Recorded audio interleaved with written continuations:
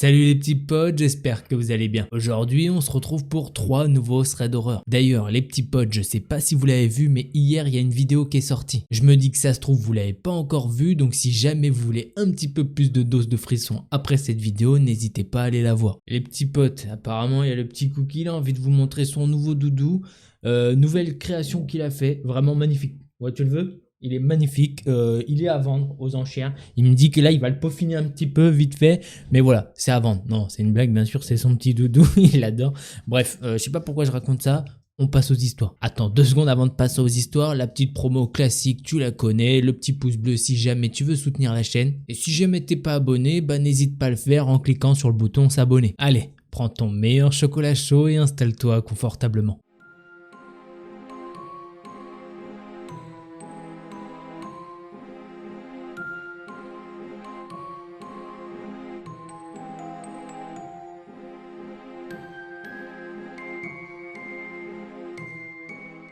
L'histoire que je vais vous raconter, c'est celle de Sébastien. C'est un ado classique de 16 ans et il habite dans une campagne assez paumée. Et pour vous situer un petit peu, ça s'est passé pendant les vacances scolaires en octobre 2021. Ce jour-là, Sébastien est tout seul chez lui, puisque ses parents sont au travail et que ses sœurs sont parties chez des amis à elle. Ce jour-là, Sébastien, il doit à tout prix se rendre en ville. Et pour se rendre en ville, il doit emprunter souvent le même trajet qu'il a déjà emprunté des milliers de fois. Et même encore aujourd'hui, il continue de l'utiliser. Il nous dit que c'est un petit trajet classique dans la campagne. Pour commencer ce trajet, Sébastien doit descendre toute une pente pour arriver au bout de la route qui fait 10 mètres. Alors comme tous les jours, il descend cette rue. Mais ce n'est pas du tout comme d'habitude. Il y a un camion poubelle qui attend devant cette rue et il est même pas sur la route. Le camion est arrêté dans un sentier sans aucun contexte autour. À côté de ce camion, il y a un homme et à l'intérieur du camion, il y a aussi un homme. En voyant ça, Sébastien ne se sent pas bien du tout, étant donné que ce n'est pas du tout le jour des poubelles. Et en plus de ça, généralement, le camion passe très tôt le matin. Sébastien le sait très bien car le matin, sur le trajet pour aller au lycée, il croise le camion poubelle au même endroit. Donc vers les 7 h du matin, quelque chose comme ça. Alors que là, le camion poubelle est présent à 14 h. Sébastien nous dit que de base, il est assez parano de nature. Donc même s'il se pose 300 questions à la minute, il continue son chemin. Le truc, c'est qu'à un moment, Sébastien aperçoit le premier homme, celui qui est à l'extérieur.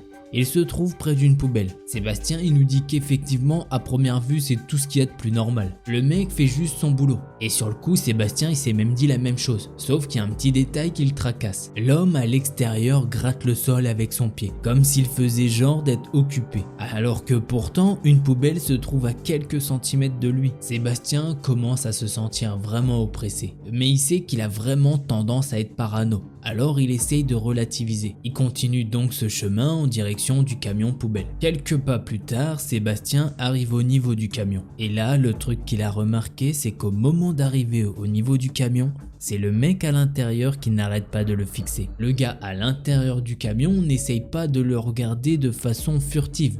Non, lui il le fixe vraiment bizarrement. Comme Sébastien est pris d'un mauvais pressentiment, il se dit qu'il doit se dépêcher de rejoindre la route. Une route un petit peu plus loin mais qui est beaucoup plus fréquentée par les gens et par les voitures. Il se dit que s'il reste là tout seul avec les 2 mecs derrière qui n'arrêtent pas de le fixer, il va sûrement passer un mauvais quart d'heure. Sébastien a même accéléré. Il a couru vers la route car il est totalement terrifié. Il pense vraiment que l'un des 2 gars va l'attraper. Il veut vraiment se rendre sur la route pour avoir des témoins, au cas où si jamais l'un d'entre eux essaye de le kidnapper. Une fois arrivé proche de la route fréquentée, il se retourne une dernière fois pour regarder derrière lui. Il veut être sûr de lui et se dire que comme d'habitude, il a été encore une fois parano. Et que voit notre cher Sébastien quand il se retourne ? Eh bien, il peut voir que la porte droite du camion poubelle est maintenant ouverte et que les 2 hommes sont debout, côte à côte en train de le fixer. Et franchement, il nous dit que pour lui, ces 2 personnes sont sur le point d'attaquer. Après ça, Sébastien a essayé d'en parler autour de lui, mais étant donné qu'il a une réputation de peureux, eh bien personne ne l'a cru. Mais après coup, Sébastien sait que ce jour-là, ce n'était pas de la parano. Ces hommes lui voulaient vraiment du mal. Voilà, c'est ainsi que se termine cette première histoire. Voilà, c'est vrai qu'on commence doucement. Est-ce qu'il a été parano ou non, ça on n'en sait rien, c'est que son ressenti. Tant mieux, il lui a rien arrivé donc c'est tout ce qui compte. Un petit big up à toi Sébastien et on passe à la seconde histoire.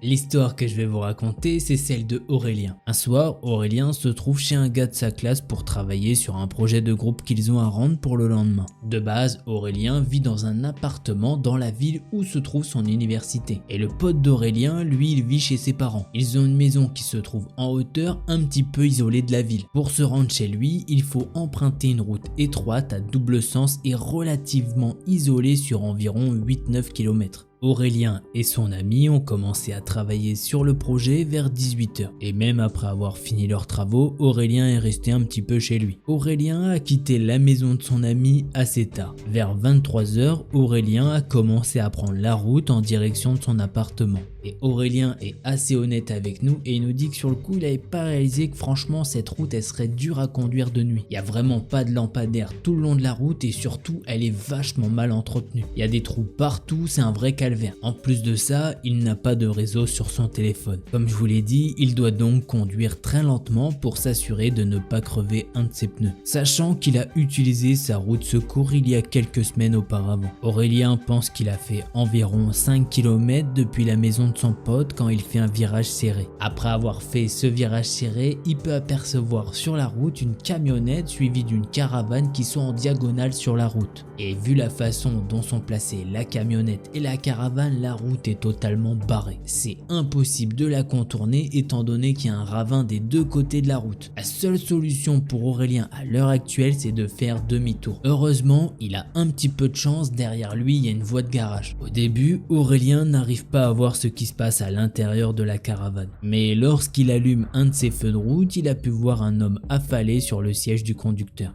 la tête appuyée contre le volant, comme s'il avait été assommé après un mauvais accident. Aurélien a directement senti que quelque chose n'allait pas. La façon dont la camionnette s'est arrêtée par soi-disant accident est dans une position qui bloque totalement la route. Pour Aurélien, ça sent clairement la merde. Aurélien, il est pas bête et il a déjà entendu des histoires dans ce genre. Comme quoi, il y avait des gens qui faisaient les morts pour essayer d'attirer les gens naïfs hors de leur voiture et pour pouvoir voler leur véhicule. Il a donc décidé qu'il tomberait pas dans ce piège et il décide alors de faire demi-tour. Il veut se rendre chez son pote pour lui expliquer la situation. Aurélien commence alors à faire une marche arrière, mais il continue à garder un œil sur la caravane devant lui. Il est pratiquement au niveau de l'allée du garage et il se met à regarder devant lui. Là, son cœur fait un énorme bond. L'homme qui était affalé sur le siège conducteur, la tête dans le volant, marche maintenant vers la voiture d'Aurélien. Il marche à une allure très pressée. En même temps, Aurélien peut voir des hommes sortir de la caravane et ils se mettent tous à courir en direction d'Aurélien. Forcément, il est en pleine panique et il commence à accélérer le pas pour faire sa marche arrière. Et malheureusement, dans le processus, il a endommagé le châssis de sa voiture. Aurélien commence à mettre la marche avant pour se rendre chez son pote quand il peut voir quelqu'un du côté passager. Le gars essaye de tirer la poignée comme un fou. Dieu merci, Aurélien l'avait verrouillé. Aurélien, il a pu voir le visage de cet homme mais vraiment très brièvement. Et du coup, il a pu apercevoir sur le visage de cet homme quelques petites brûlures. Et franchement, il veut pas être méchant mais il pense que cette personne était sûrement sous substance. Il accélère la voiture et il ne s'est arrêté que lorsqu'il s'est retrouvé devant la maison de son pote. Bien évidemment, il regarde constamment dans son rétroviseur pour voir si ses gars le suivent. Heureusement pour Aurélien, ils ne l'ont pas suivi. Quand il est arrivé chez son pote, il a expliqué ce qui s'était passé. Ils ont alors appelé la police. Heureusement, vu la situation, les parents de son ami l'ont laissé dormir sur place. Les policiers, quant à eux, ils n'ont trouvé personne correspondant à la description. Et ils ont dit à Aurélien qu'il serait à l'affût de véhicules similaires et d'activités suspectes dans le coin. Et Aurélien, il nous dit qu'en repensant à cette histoire, il est toujours choqué. Quand il y repense, il a toujours cette même montée d'adrénaline quand il pense au gars qui était du côté passager qui essayait d'ouvrir la porte. Voilà, c'est ainsi que se termine cette deuxième histoire. Aurélien a totalement raison, je sais pas s'il a déjà regardé des threads d'horreur ou quoi, mais c'est déjà arrivé pas mal de fois. Donc heureusement qu'il a pas été naïf et qu'il est pas tombé dans leur panneau, car clairement c'est pas des gens bienveillants. Allez,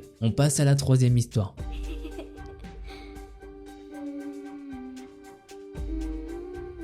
L'histoire que je vais vous raconter, c'est celle d'Anthony. Et son histoire se passe plus précisément dans un trajet en TER. Son histoire se déroule en 2012 et à cette époque-là, il a 15 ans. Vivant d'un côté de Paris, il veut aller voir sa petite amie qui se trouve de l'autre côté de Paris. Anthony doit donc faire un assez long trajet en train et en métro parisien. Cette fois-ci, Anthony a décidé d'y aller assez tôt pour avoir un maximum de temps durant la journée pour profiter avec sa copine avant de repartir. Il est donc 8h30 du matin, il est dans un TER partant de Paris pour aller vers Versailles. Il nous dit qu'il a déjà une bonne heure de transport dans les pattes, mais que bon, c'est bientôt fini et que ça y est, il a plus de changement à faire. Anthony est sur les réseaux sociaux et il parle avec sa copine. Mais en vrai, il est à la limite de piquer un petit somme. Au bout d'un ou deux arrêts après le départ de Paris, un homme monte dans le train. Il nous dit que le physique de cette personne importe peu. Apparemment, c'est un daron d'une cinquantaine d'années facile. Étant assez asocial et très timide, Antoine s'est mis dans les carrés entre les wagons. En général, tu vas pas dans ce petit carré là quand il y a déjà quelqu'un, sauf si tout le wagon est déjà rempli. Il est 8h30 du matin et Anthony sort de Paris. Autant vous dire que le train est complètement vide. L'homme tourne en rond pendant 5 minutes. Il va s'asseoir dans la rame.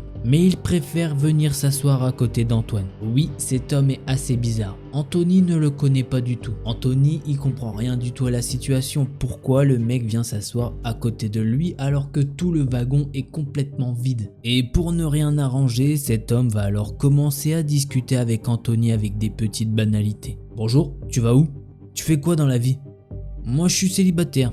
C'est chiant. À ce moment-là, Anthony n'a qu'une seule envie, franchement, c'est que ce mec le lâche. Il essaye d'esquiver les questions et à un moment, il lui dit ouvertement au départ, si je me suis mis là, c'est pour être tranquille, peinard. Mais malheureusement, cet homme trouve toujours quelque chose pour le relancer sur un nouveau sujet de discussion. Cet homme a d'ailleurs commencé à s'étendre sur sa solitude et ses ex, sur le fait qu'il ait été en prison et que maintenant, il est seul. Et que la prison n'était vraiment pas facile. Il a ensuite enchaîné en disant « Tu as de belles mains, tu sais ». En entendant ça, Anthony, il en reste bouche bée. Il en croit pas ses oreilles. L'homme va alors enchaîner en disant « Ah, tu fais du piano, ça se voit. T'as de jolies mains longues. Ça doit être pratique pour te toucher ». Honnêtement, Anthony, en entendant ça, il bug totalement. Mais l'homme ne s'arrête pas du tout là. « Si je te donne de l'argent, tu veux bien me toucher ? En prison, t'aurais été une star avec des mains pareilles. T'aurais eu tout ce que tu voudrais.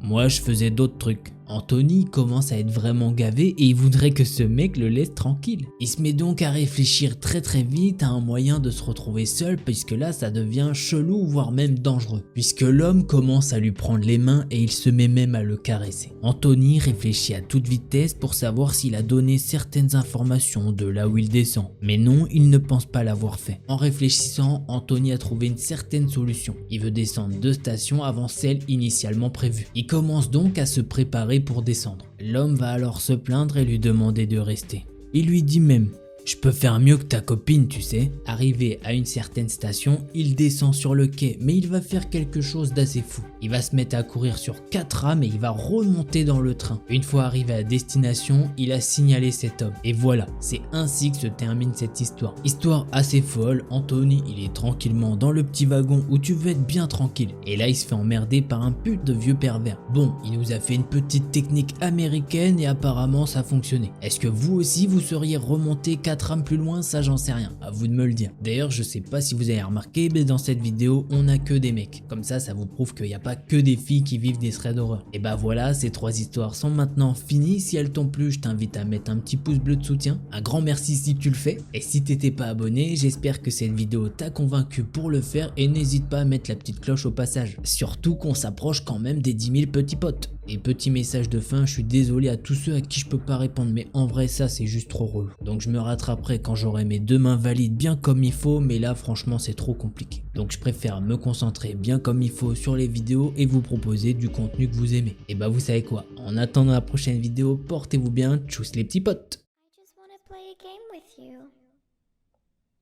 Hey, don't you run away. Please stay. Stay with me. If you don't come play with me, then we will kill you.